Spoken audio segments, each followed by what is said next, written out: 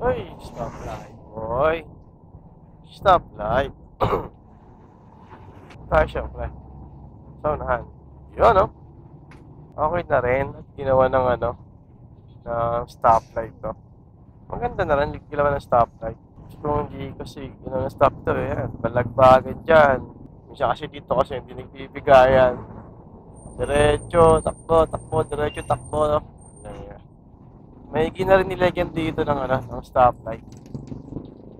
Diba? Good job.